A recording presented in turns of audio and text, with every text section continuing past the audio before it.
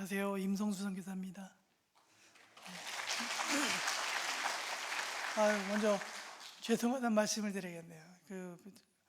멀리서 오전에 설교를 하고 식사를 하는데 빨리 오려고 했는데 원로 목사님이 그냥 원로 목사님이 식사를 하자고 해서 제가 식사를 했는데 거기가 그렇게 먼지 몰랐습니다. 그래서 오다 보니까 서해안 고속도로를 타고 오는데 차가 너무 막혀가지고 또 오다 보니까 제가 정말 송내 장수를 지나면서 장수하긴 글렀다 이런 생각이 들더라고요. 그런데 조금 지나면서 서운 분기점이 딱 왔는데 하나님께 서운하더라고요. 차가 엄청나게 막히더라고요. 그래도 감사하게 이렇게 막히고 풀리고 하는 과정 속에서 이렇게 좋은 교회, 이렇게 제가 사실 좋아하는 교회 이름이 있는데 두 개 교회 이름이 제일 마음에 드는 교회입니다. 첫 번째는 주님의 교회, 두 번째가 성문교회입니다. 근데 오늘 제가 성문교회에서 일부러 성문교회 와서 성문교회가 좋다라는 게 아니라 서로 이 성문이 주님의, 우리가 이스라엘에서 양의 문으로 들어가는 또 굉장히 의미가 있는 교회 이름인데, 그래서 많은 지역마다 성문교회가 있지 않습니까? 이렇게 멋있는 교회에 와서 제가 예배를 인도하게 돼서 감사를 드립니다. 오늘은 여러분들과 함께 믿음의 색깔이라는 제목으로 말씀을 전하려고 합니다. 정말 우리 교회가 존재하는 이유, 목사가 존재하는 이유, 선교사가 존재하는 그 이유는 딱 한 가지죠. 믿음의 색깔을 내게 만드는 것. 그래서 결국 믿음의 색깔이 없다면은 그 교회는 죽은 교회고 그 선교지는 죽은 선교지겠죠. 또 믿음의 색깔이 없는 성도는 죽은 성도겠죠. 믿음의 색깔이 없는 목사도 선교사도 죽은 선교사, 죽은 목사가 되는 겁니다. 이 말씀, 믿음의 색깔이라는 말씀으로 여러분들과 함께 말씀을 전할 텐데, 화면에 보이는 것처럼 사실은 믿음에는 색깔이 없습니다. 믿음에는 색깔이 없어요. 그런데 성경을 읽다 보니까 믿음에도 색깔이 있다. 이 믿음의 색깔이 우리 크리스찬들의 행동으로 드러나게 되어 있어요. 그래서 어떤 사람은 어떤 방식의 믿음의 색깔로 이렇게 드러나게 되어 있어요. 행동으로 그 믿음이 보여지게 되고 드러나게 됩니다. 그래서 그 사람들의 신앙의 색깔을 평가할 때도 저분은 뜨겁다, 저분은 차가운데 예리하다, 저분은 어떻다 하면서 이러한 모든 표현, 다양한 표현들이 전부 다 믿음의 색깔들입니다. 우리 한번 8절 말씀해 보면 이런 말씀이 있습니다. 믿음으로 아브라함은 부르심을 받을 때 순종하여 장래의 유혹을 받을 땅에 나아갈세 하면서, 지금 우리가 앞에 보여져 있는 이 말씀을 보면 아브라함을 우리가 대표적으로 아브라함의 믿음의 색깔을 우리가 한번 살펴볼 필요가 있습니다. 여러분, 아브라함에게는 어떤 믿음의 색깔이 있을까요? 저는 히브리서를 보면서, 우리가 읽은 이 본문의 말씀을 보면서 아브라함에게는 두 가지의 믿음의 색깔이 있더라고요. 근데 이제 우리가 많은 경우에 아브라함은 순종의 사람, 한 장 더 넘겨주십시오. 아브라함에게 두 개의 믿음의 색깔이 있는데요, 그 첫 번째가 바로 순종입니다. 첫 번째가 순종이고 두 번째가 장막에 거주한다라는 거예요. 이게 제가 표현한 말이 아니라 성경이 그렇게 정의를 내리고 있습니다. 우리가 아브라함은 순종하는 사람, 순종의 믿음의 색깔을 대표적인 사람으로 아브라함을 뽑을 수 있지 않습니까? 나아갈 길을 알려주지도 않았는데 나아가는 거 얼마나 대단합니까? 또 하나님이 주신 자식인데 믿음으로 자식을 죽이려고까지 했으니까 엄청나게 순종하는 사람이었죠. 오늘 제가 아브라함의 믿음의 색깔을 순종 하나만 얘기한 게 아니라 여러분들에게 한 가지를 더 소개하려고 그래요. 장막에 거주하는 거. 아니 뭐 거주하는데 무슨 이것이 믿음의 색깔이 되냐, 이렇게 생각을 하시는 분들이 있지만 그렇지 않습니다. 성경은 히브리서에는 아브라함을 분명히 이 순종만큼이나 장막에 거한 이 아브라함에 대한 믿음의 색깔을 엄청나게 부각하고 있는데, 우리가 성경을 읽으면서 순종하지 못하니까 순종에 꽂혀가지고 아브라함은 순종의 사람, 이렇게 생각을 하는 겁니다. 지금 성경을 읽어보면 사실은 하나님께서 아브라함에게 최종적으로 가라 하는 곳이 가나안 땅이었는데, 가나안 땅은 참으로 풍부하고 먹을 것이 많은 곳이었습니다. 근데 아브라함이 선택한 곳은 어디였습니까? 소돔과 고모라가 아니었어요. 화려한 것이 아니라 장막을 선택했습니다. 그것은 무엇이냐면, 아브라함이 많은 음식, 거기 보면, 성경에 보면 가나안 땅은 젖과 꿀이 흐른다, 이렇게 표현을 하고 있는데 그런 곳을 선택하지 않았다는 거예요.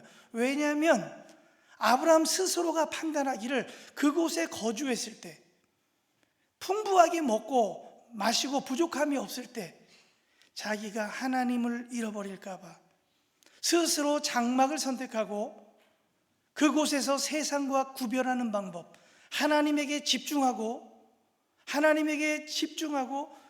세상과 구별하는 방법을 스스로 터득하면서 그가 장막에 거합니다.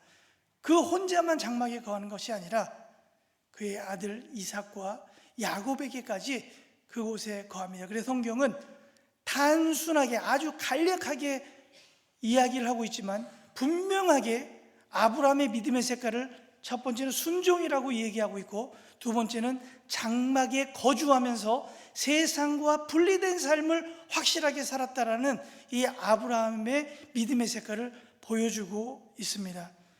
그런데 우리가 사실은 성경을 살펴보다 보면 믿음의 선진들이 믿음의 색깔들이 너무나 다양하게 있음을 우리가 보게 됩니다.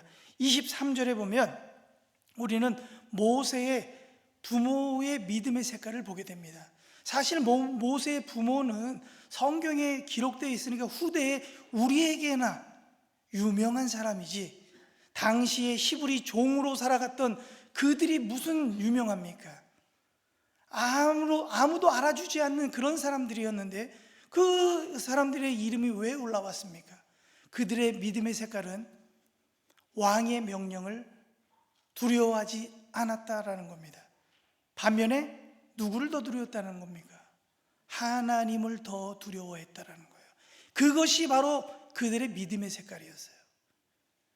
여러분, 오늘날 대통령이 아니면은 그보다 더 높은 어떤 사람이 여러분들에게 주일날 우리 집에 뭐 좀 도와주세요, 특별히 초대했다면 아마 갈 사람들, 이 교회는 없겠지만 성문교회니까 이 교회는 없겠지만 아마 다른 교인들은 많이 있을 겁니다. 왜요? 인정받고 싶으니까. 누구에게? 사람들에게 유명한 사람에게 인정받고 싶으니까 그렇게 가는 경우가 많이 있습니다. 그런데 지금 정말 절체절명 위기에서 지금 모세의 부모는, 우리의 믿음의 선지는 왕의 명령을 거부하면서 하나님의 말씀을 더 높이 가치가 있다 생각하면서 왕의 명령을 거역했다는 거예요. 이것이 모세 부모의 믿음의 색깔이었어요. 사실은 모든 교회들은, 모든 목사들은 예배를 통해서 또 교회의 많은 성경 공부를 통해서 어떤 사람들을 만들어내야 되냐면 바로 이와 같은 사람, 이와 같은 믿음의 색깔을 갖고 있는 성도들을 만들어내야 되는 거고, 목사의 의무만 아니라 여러분들도 여러분들의 자녀들에게 믿음의 색깔이 있는 신앙의 자녀들을 만들어내는 것이 여러분들의 의무입니다. 목사만의 책임이 아니라 모든 크리스찬들이라면 바로 아름다운 이와 같은 믿음의 색깔, 왕의 명령을 거부할 수 있는 그러한 믿음의 색깔을 우리는 나타내고 또 그것이 우리의 것이 되어야 됩니다. 여러분, 그의 자녀는 누구지요? 모세지 않습니까? 모세의 믿음의 색깔을 한번 볼까요? 24절에 나오는데 24절에 이렇게 말씀하고 있습니다. 한번 다 같이 읽어보겠습니다. 믿음으로 모세는 장성하여 바로의 공주의 아들이라 칭함받기를 거절하고. 지금 여러분 히브리서를 보게 되면 어떤 것은 좋은 것을 포기하는 것도 있고 어떤 것은 고난을 감내하는 것들도 있습니다. 이런 것들이 전부 다 믿음의 색깔이라고 표현하고 있는 겁니다. 모세는 본인이 사실은 그냥 가만히 있으면 투투모스 제 몇 세가 됐겠죠. 가만히 있으면. 근데 본인이 거절합니다. 엄청난 거죠.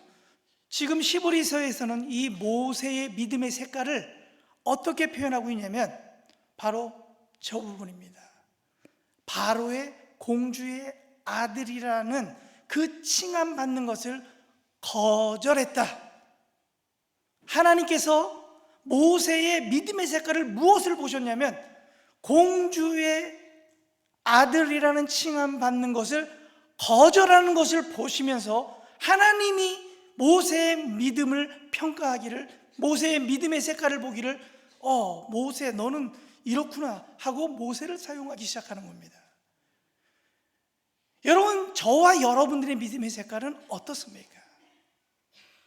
분명히 그 교회의 믿음의 색깔은 드러나야 됩니다.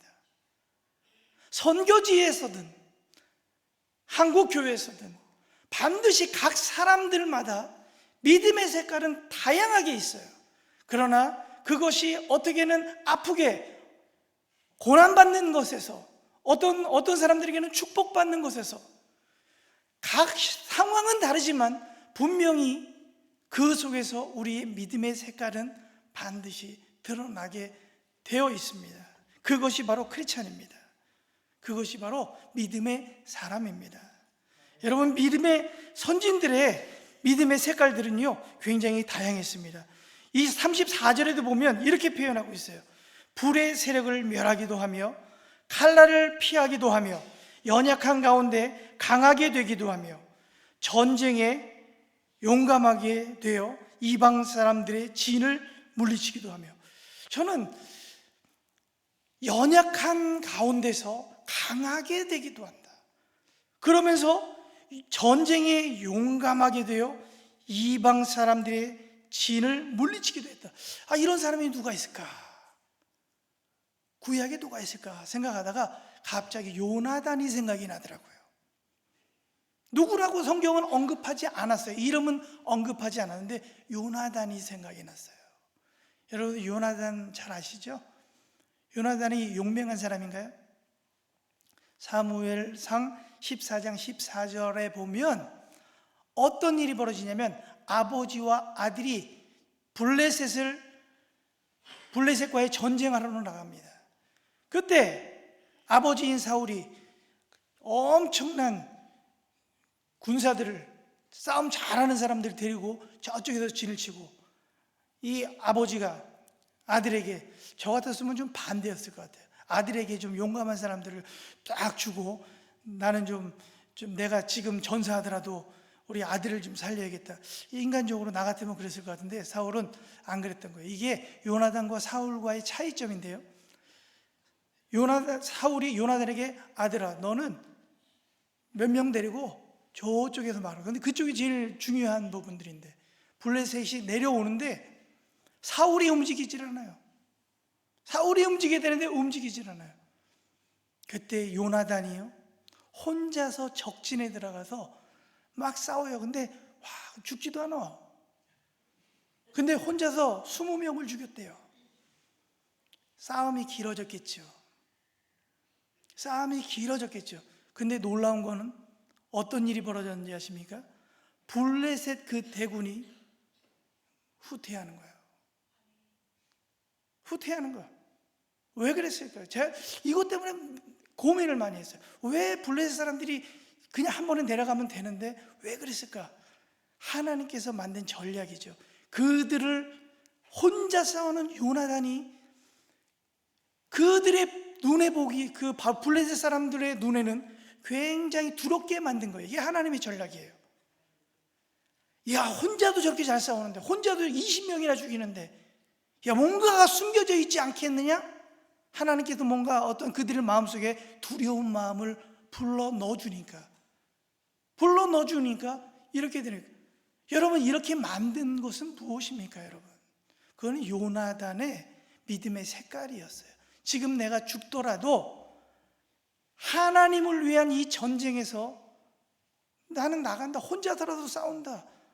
아버지가 안 와도, 뭐 요압 장군이 안 와도 나는 싸운다 하는 하나님과의 나의 믿음의 관계 속에서 형성되어지는 놀라운 친밀한 관계에서 이루어진다는 겁니다. 믿음의 색깔은 이만큼 중요한 겁니다. 여러분들이 신앙생활하는 데 있어서 믿음의 색깔을 갖는다는 것은 이만큼 소중한 겁니다. 하나님이 보시고 계셔요. 여러분들의 그 믿음의 색깔을 보시고 계세요. 어떤 사람들은 부한 상황에서, 어떤 사람들은 고난 중에서, 어떤 사람들은 엄청난 어려움 중에서 하나님께서 여러분들의 믿음의 색깔을 만들어가고 계시는 것을 우리는, 여러분들은 아셔야 돼요. 그리고 그 믿음의 결단 속에서 아름다운 믿음의 행동들이 나타난다는 겁니다.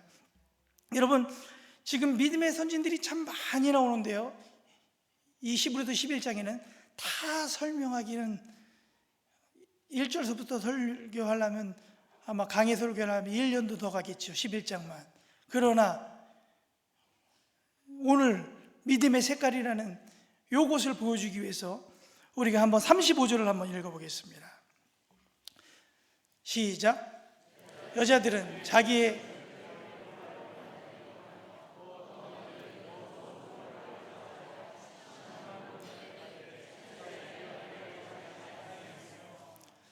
앞에 보이는 그림이 어떤 사람이냐면 마카비라는 사람입니다. 이스라엘의 영웅 마카비. 오늘 읽은 이 본문 35절이 이 마카비 전쟁의 배경이 되는 겁니다. 우리 정경에는 마카비서가 존재하지 않죠. 그래서 우리 개신교 교인들은 마카비서가 뭔지, 또 마카비가 뭔지 잘 들어보지는 않았습니다. 그런데 이 히브리서 11장 35절 한 몇 개의 구절 속에서 이 마카비 전쟁이 일어나게 된 배경이 바로 여기서 나오는데, 여기 본문을 보면 굉장히 독특한 부분이 여자들이 주인공으로 나옵니다. 이 여자들이. 근데 이 여자들이요, 빨간색과 파란색을 잘 읽어보세요. 빨간색과 파란색을 잘 읽어보면 굉장히 아름다운 믿음의 표현들을 하게 됩니다. 그 여인들의 믿음의 색깔입니다. 어쩌면 여러분들 안에도 이런 믿음의 색깔을 갖고 계신 분들이 분명히 있을 것 같아요. 이들은 더 좋은 부활을 얻고자 했다. 더 좋은 부활을 얻고자 심한 고문을 받되 구차히 풀려나기를 어떻게 했다? 원하지 아니했다. 이렇게 표현합니다. 다시 말하면 더 좋은 부활을 사모하기 위해서 죽음을 선택했다라는 거예요. 사실은 한 장 더 넘겨주십시오. 배경이 되는 것이 바로 그 마카비서에는 존재합니다. 7명의 자녀를 둔 믿음의 한 어머니가 나오는데, 그 어머니는 이렇게 얘기합니다. 이 마카비 전쟁이 배경이 됐을 때 적군이 이스라엘 이스라엘을 점령하고 성전 안에 들어왔어요. 성전 안에 들어와서 돼지를 잡습니다. 이스라엘 사람들이 가장 싫어하는 그 돼지, 저는 좋아하는데 근데 그 돼지를 딱 잡아, 교회 안에서, 성전 안에서 잡아요. 돼지 피를 성전 벽에도 뿌리고 여기저기다가 막 뿌리는 거예요.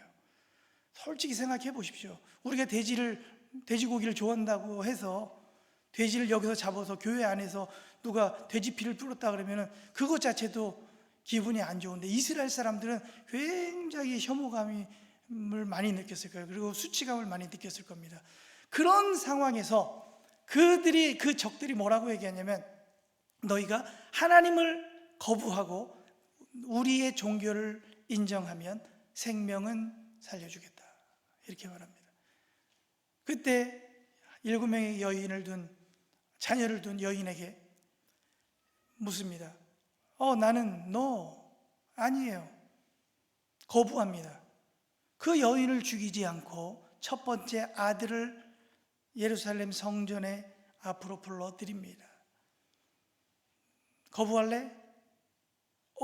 다 대답을 못하는 거예요. 주저주저 하니까 그때 그의 어머니가 한 말이 바로 이 말입니다. 아들아, 죽어라. 죽음은 잠깐이다. 죽음은 잠깐이다. 더 좋은 부활이 있다.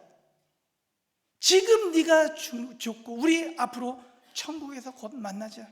하늘에서 곧 볼 날이 있을 거다. 그러니까 그 첫 번째 아들이 거부합니다. 죽었어요.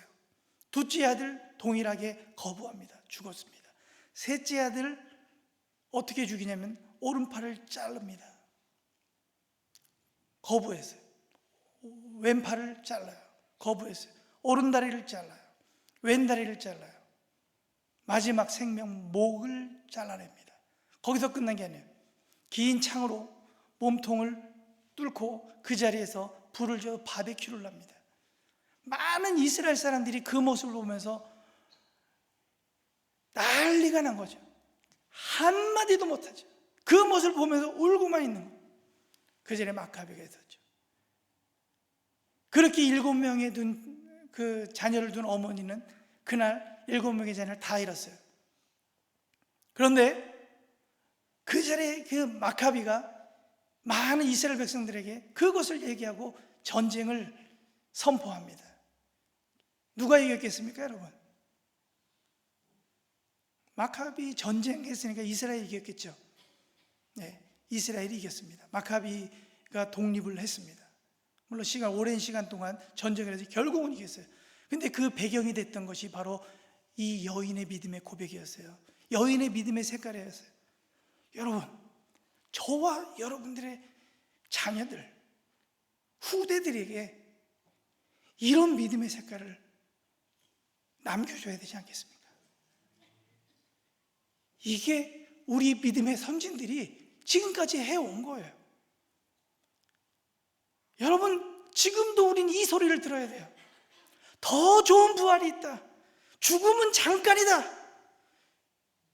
여러분, 고난 앞에서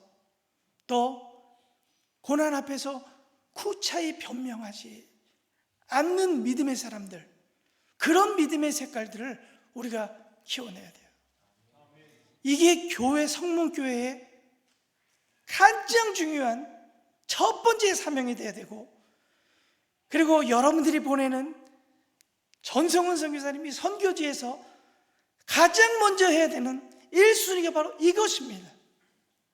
우리는 어느 곳에 가서 교회를 세우든지 간에 바로 이런 믿음의 사람들을 만들어내는 것, 이것이 우리의 사명입니다. 우리 선교사 몇 명 파송했어 라는 그것의 자랑이 아니라, 우리 선교사님이 그곳에 믿음의 색깔을 가지고 있는 엄청나게 많은 현지인들이 일어나더라, 이것이 여러분 이 교회의 자랑이 되어야 돼요.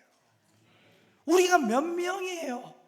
선교사 몇 명이에요? 이것이 자랑이 아니라 정말 믿음의 색깔이 있는 사람들, 여러분들의 이 교회의 아름다움과 교회의 성도의 수가 여러분들의 자랑이 되는 것이 아니라, 이 성도 안에 믿음의 색깔을 제대로 가지고 있는 사람들이 몇 명이냐라는 것을 우리가 다시 한번 헤아려 봐야 되는 거예요. 그래서 거기에 집중을 하고 거기에 초점을 우리가 두고 살아가야 되는 것입니다. 여러분, 이것이 우리의 믿음이 되어야 되고, 우리는 이 땅에 살아가는데 참 어려운 게 많아요. 다음 장이요. 그래서 우리는 이 아브라함의 두 가지 믿음의 색깔 중에서 두 번째 우리가 좀 집중을 좀 해볼 필요가 있어요. 지금 우리가 살아가는 이 세상에 우리에게 유혹하는 것들이 참 많아요. 그런데 많은 믿음의 선진들의 모습들을 보면서 우리에게 지금 제일 필요한 게 뭔가, 이것을 제가 묵상을 해봅니다. 지금 여러분들 앞에서 칼을 대고 야, 예수 믿으면 목 잘라, 이렇게 말하는 사람이 있습니까? 없지 않습니까? 이런 고난이 우리에게는 없어요. 근데 진짜 어려운 유혹이 뭔지 아십니까? 아브라함의 그 유혹이에요. 세상과 단절하는 삶. 세상과 단절하라 그래가지고 세상에 살지 말라는 게 아니라 세상의 잘못된 것과 타협하지 않고 내가 하나님 앞에서 하나님의 자녀라는 그 분명한 의식을 가지고 살아가는 거예요. 선교제에 있다 보니까 저에게 우리에게 많은 유혹들이 있어요. 그 많은 어려움들이 있어요. 그 어려움들이 다른 게 아니에요. 천주교와의 전쟁이 가장 어렵습니다. 제가 이것 때문에 너무 힘들어 했는데, 저희 지역에는, 근데 오래된 미국 선교사님들이 글을 봤는데 거기에 기도 제목이 올라오는데 첫 번째가 뭐였을까요? 신실한 사역자를 보내주세요. 저랑 똑같은 고민이에요. 신실한 현지인 사역자들이 제대로 쓸만한 사람들이 없으니까 늘 고민이죠. 뒤통수 맞고 맨날 거짓말 치고, 그러니까 힘들죠. 두 번째가 천주교의 엄청난 고난과 압박이 선교사들을 힘들게 했다라는 거예요. 저도 역시 마찬가지예요. 우리 전성원 선교사님도 앞으로 마찬가지 그 고난을 갖게 될 겁니다. 엄청난 영적인 전투가 있습니다. 세상과 분리되게 만드는 삶, 이것이 우리의 사명입니다. 그리고 여러분들이 자녀들에게도 계속 이것을 가르쳐야 돼요. 이것을 굉장히 가르쳐야 돼요. 여러분, 어떻게 하면 우리가 이렇게 될 수가 있을까요? 어떻게 하면 우리가 이런 믿음의 색깔을 만들어낼 수 있을까요? 잘 만들어낼 수 있을까요? 이것이 우리의 고민인데, 그것이 무엇이실까요, 여러분? 고민 한번 해보셨습니까? 기도 잘하면, 예배 잘 드리면, 새벽 예배 안 빠지면, 큰 소리로 기도하면? 아니죠. 성경 구절 한번 읽어보겠습니다. 다 같이 읽어보겠습니다. 시작. 또 너희가 어찌 의복을 위하여 염려하느냐? 들의 백합화가 어떻게 자라는가 생각하여 보라. 수고도 아니하고 길쌈도 아니하느니라.